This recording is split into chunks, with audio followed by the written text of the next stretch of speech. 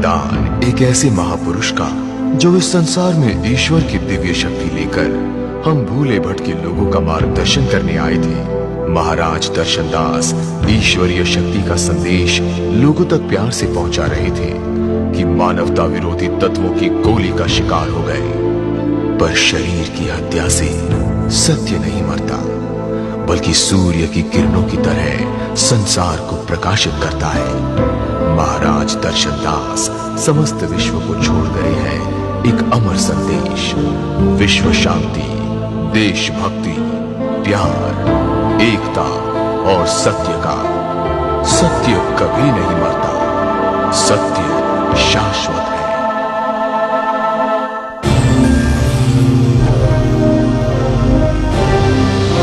समस्त विश्व को मानवता, शांति और अहिंसा की शिक्षा देने वाली भूमि भारत भूमि संत फकीरों की वो धरती है जहां संसार के हर धर्म को श्रद्धा और भक्ति से पूजा जाता है। संसार में जब जब अंधियारा छाया है, तब तब इसी भूमि से किसी अमर ज्योति रूपी मानव ने हर ओर रोशनी फैलाई है। भारत का सबसे समृद्धशाली और गौरवशाली प्रांत है पंजाब, जहां एक ओर यहाँ के लहलहाते खेतों में पंजाब की खुशबू और महक आती है, वहीं यहाँ के अनेक गुरुद्वारों से चारों ओर मधुर गुरुवाणी के स्वर गूंजा करते हैं। अमृतसर में स्थित स्वर्ण मंदिर साहब के परिसर में आकर श्रद्धालुओं को स्वर्गिक आनंद प्राप्त होता है। इसी प्रांत के इस छोटे से कस्बे बटाला में सूफियों, संतों एवं फकीरों की परंपरा में एक महान दिव्य शक्ति ने जन्म लिया।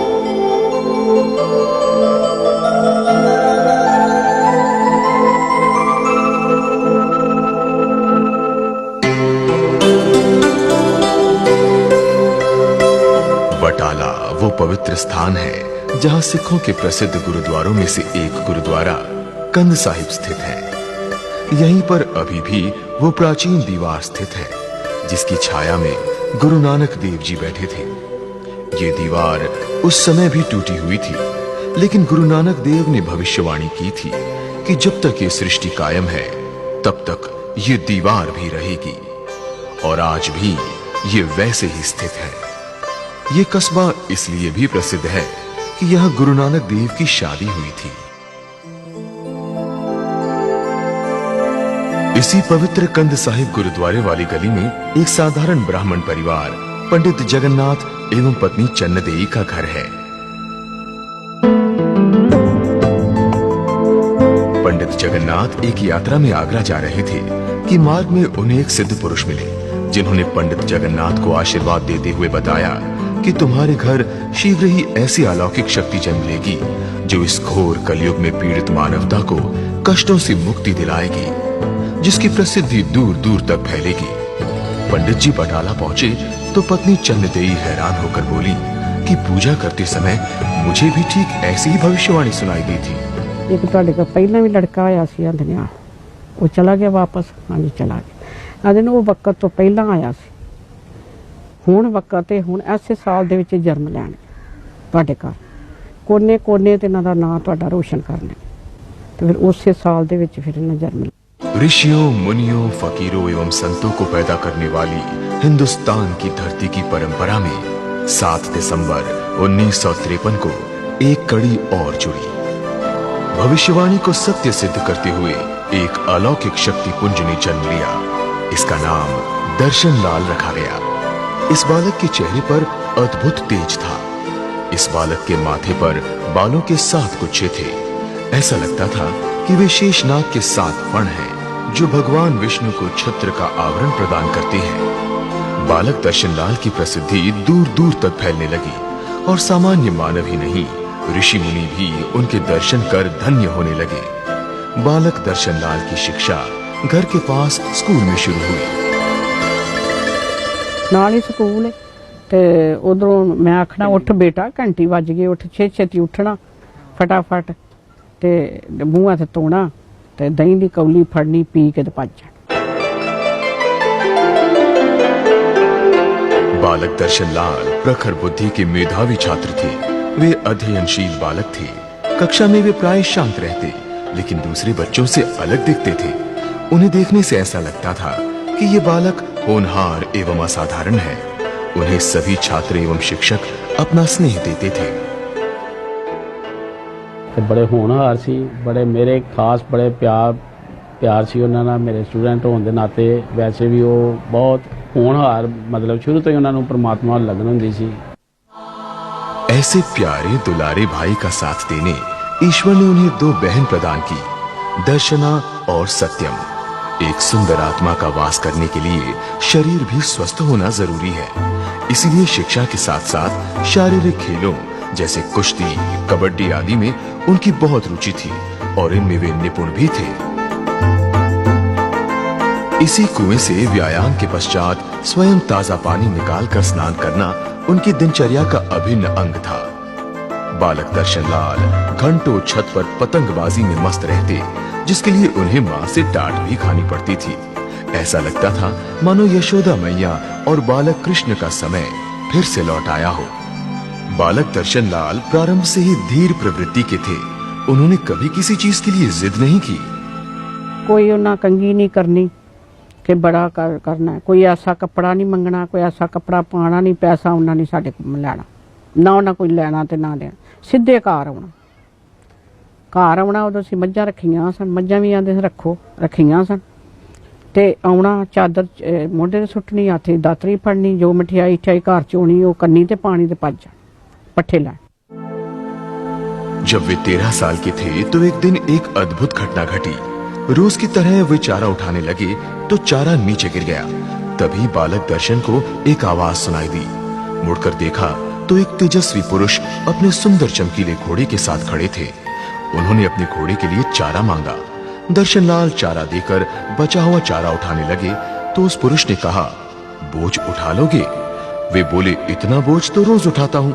पुरुष ने कहा, ये बोझ नहीं, तुझे तो संसार का बोझ उठाना है।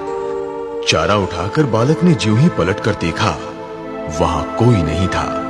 छोटी उम्र के होने के कारण दर्शनलाल ये समझ नहीं पाए कि संपूर्ण सृष्टि का परिचालन करने वाली शक्ति उनसे मिलने आई थी या वो नियंता दिव्य शक्ति अपने प्रिय भक्त की परीक्षा ले रही थी। क्योंकि ईश्वर अपने भक्तों से किस रूप में मिलेगा ये कोई नहीं जानता। इसके पश्चात उनकी प्रवृत्ति बिल्कुल ही बदल गई। अब उन्हें न खाने की सुध रहती न किसी और चीज की, लेकिन उनमें एक ऐसी दिव्य शक्ति आ गई जिससे वो भविष्य काल को भी देखने लगे। कहां क्या कब होगा ये उन्हें ज्ञात होने लगा। अभी पूछिए कि की गल है, बाहर को गल हुई है, स्कूल च कोई गल हुई है, जे तू चुप फड़ी है तो बोलता नहीं, आंदा ना कोई गल नहीं हुई। समय चक्र अपनी गति से चल रहा था। वे लोगों के कष्ट को हरने लगे, लेकिन स्वयं बहुत ही गुमसुम रहने लगे। माता पिता को इस बात की चिंता खाई जा रही थी। उन्होंने दर्शनलाल जी को मासी के घर जलंधर भेज दिया, जहां उनका वातावरण भी बदल जाएगा और कुछ कामकाज करेंगे तो मन भी बहल जाएगा। ये उत्थे गए तो मासी जा कहन लगे कि साडे पापा जांदे ने कि मैं इन्हां नूं किते बाहर नहीं जान देना, ते मेरा मन करदा मैं बाहर नौकरी नाकरी करां। वो कहते तेरा दिल करदा ना।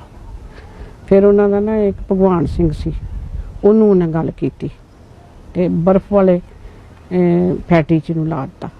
नेक दिल कहीं भी रहे, नेक काम करेगा और नेकी से पेश आएगा। दर्शनलाल जी ने फैक्ट्री में सभी का मन मोह लिया, लेकिन होने को कुछ और ही मंजूर था। एक दिन फैक्ट्री में काम करते करते उनकी तबीयत बिगड़ने लगी, मन बेचैन हो उठा। वे जल्दी ही घर आ गए। आते थे राती 2:30-3 बजे इन्होंने छुट्टी मिली थी। उस दिन ये जल्दी आ गए 11 बजे वापस। ਤੇ ਮਾਸੀ ਸਾਡੇ ਕਹਿਣ ਲੱਗੇ ਕਿ ਵੀ ਕੀ ਗੱਲ ਅੱਜ ਇਹ ਦਿਨ ਜਲਦੀ ਆ ਗਿਆ ਹੈਗਾ, ਕਿ ਵੀ ਕੋਈ ਤਕਲੀਫ ਤਾਂ ਨਹੀਂ, ਇਹਨੂੰ ਕੋਈ ਦਰਦ ਦੁਰਦ ਤਾਂ ਨਹੀਂ ਹੋ ਰਹੀ। ਤੇ ਇਹਨਾਂ ਨੂੰ ਪੁੱਛ ਕੇ ਆ ਤੇ ਇਹ ਆ ਕੇ ਇਹਨਾਂ ਨੇ ਸਾਈਕਲ ਸੁੱਟਿਆ ਵਿਹੜੇ ਦੇ ਵਿੱਚ ਤੇ ਬਿਸਤਰਾ ਗੋਲ ਕੀਤਾ ਤੇ ਉੱਪਰ ਚੜ ਕੇ ਛੱਤ ਤੇ ਉਹ ਮੰਜੀ ਟੁੱਟੀ ਪਈ ਹੋਈ ਸੀ ਉਹਨਾਂ ਦੀ, ਉਹਦੇ ਉੱਤੇ ਜਾ ਕੇ ਲੇਟ ਗਏ। विधाता के विधान में आज वो समय आ गया था जब दर्शनलाल जी को ज्योति मिलनी थी। परिवार वाले दुविधा में थे, सोच रहे थे कि कहीं इन्हें भूत प्रेत तो नहीं चढ़ गया। लेकिन दर्शनलाल जी तो दीन दुनिया से दूर दैविक शक्तियों से बातें कर रहे थे। वैष्णव देवी की परम भक्त मौसी को भी दिव्य शक्ति से संदेश आया कि ये हमारा बालक है, अब ये वो कार्य करेगा जिसके लिए इसका जन्म हुआ है। शनिवार ने कोई माता दा ऐसी भगत कहन लगे शांति तो उन्होंने बुला। ਉਹ ਸਭ ਕੁਝ ਦੱਸ ਦੇਗਾ ਜੋ ਕੁਝ ਹੋਏਗਾ। ਉਹਨੂੰ ਬੁਲਾ ਕੇ ਲਿਆਂਦਾ, ਕਹਿੰਦੇ ਨੇ ਕਿ ਭੈਣ ਜੀ ਤੁਸੀਂ ਕਹਿੰਦੇ ਨੂੰ ਬਾਹਰ ਦੀ ਕੋਈ ਚੀਜ਼ ਚੰਬੜੀ ਹੈ, ਬਾਹਰ ਦੀ ਚੀਜ਼ ਤੇ ਇਹਨਾਂ ਕੋਲ ਕੋਈ ਨਹੀਂ। ਇਹਨਾਂ ਦੇ ਮਗਰ ਤੇ ਬੜੀ ਸ਼ਕਤੀ ਭਾਰੀ ਖਲੋਤੀ, ਮੈਨੂੰ ਦਰਸ਼ਨ ਹੋਏ ਨੇ। ਤਾਂ ਕਹਿਣ ਲੱਗੇ ਫੇਰ ਕਿਸ ਤਰ੍ਹਾਂ ਕਰਨਾ ਹੈ?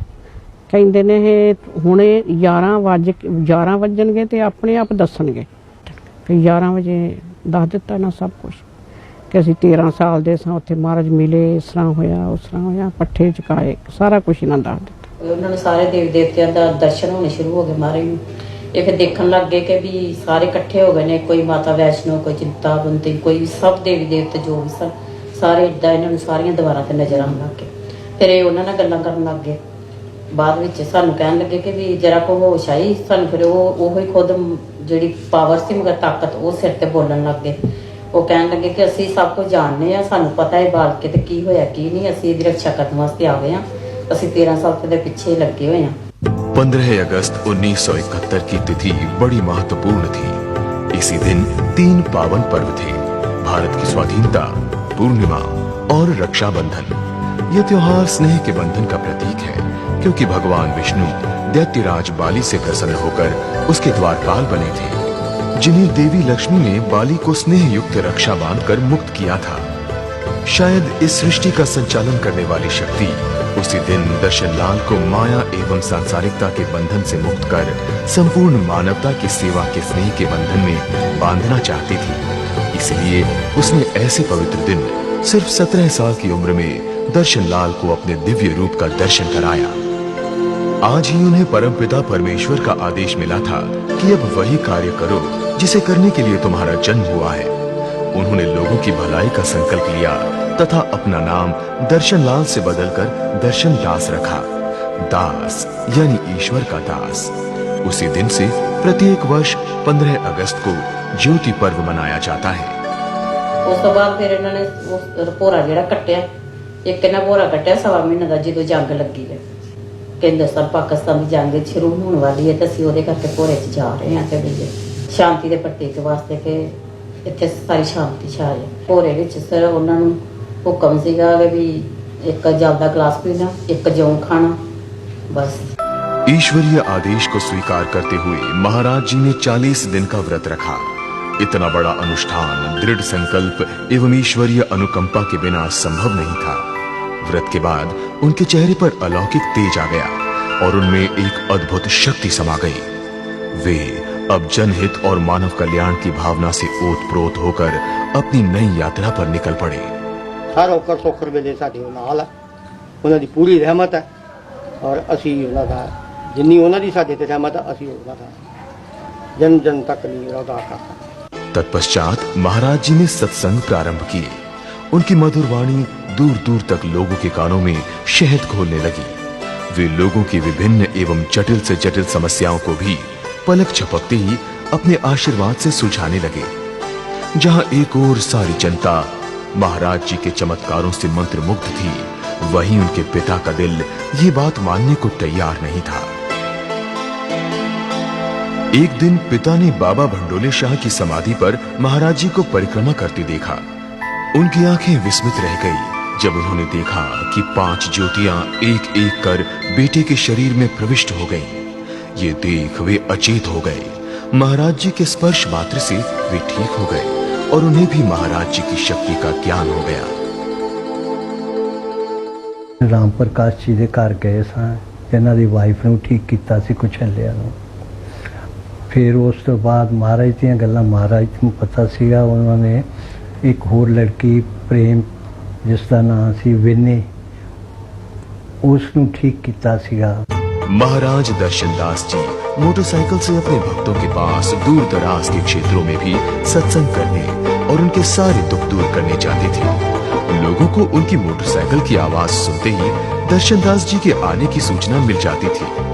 उसके बाद उनकी पहचान दर्शनदास जी से ज्यादा मोटरसाइकिल वाले बाबा के रूप में हो गई थी।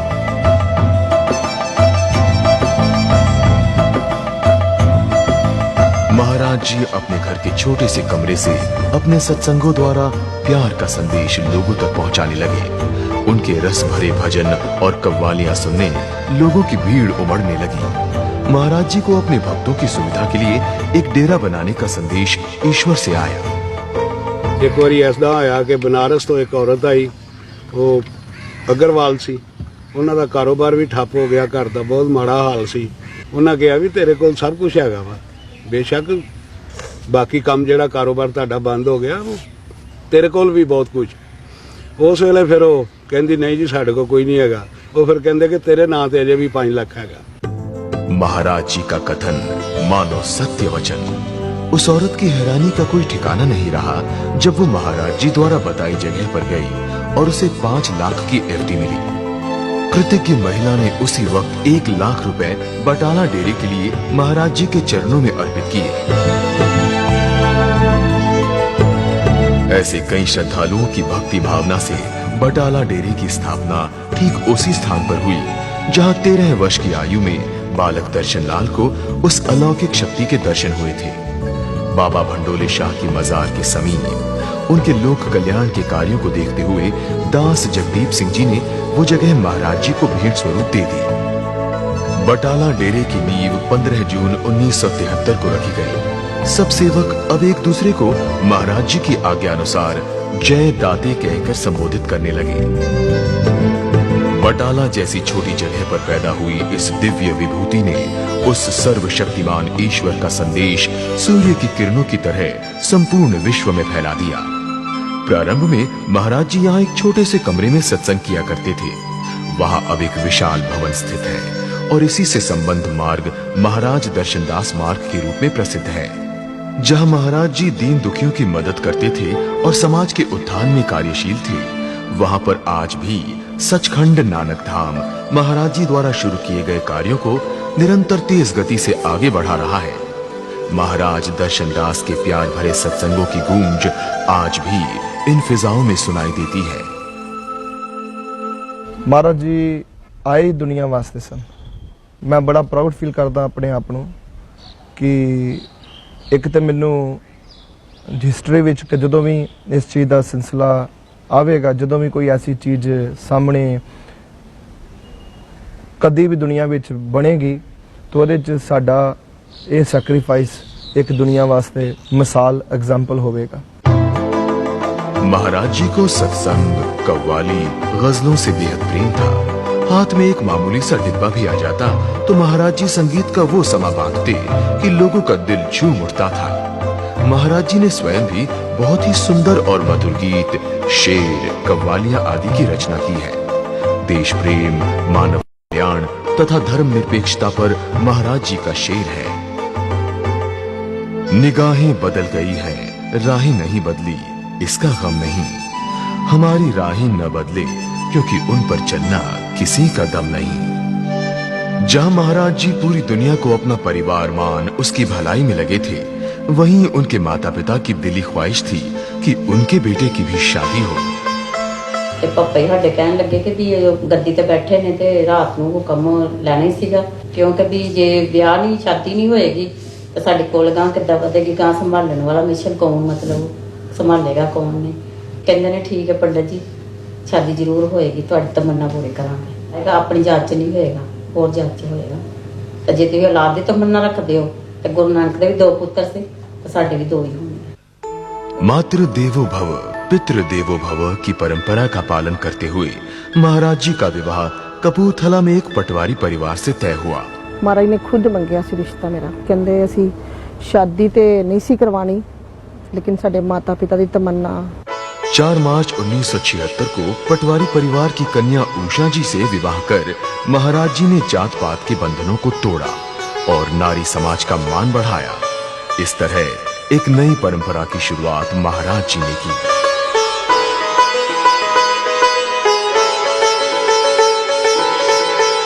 महाराज दर्शनदास जी के भक्त पंजाब के बाहर दूर दूर तक फैलने लगे।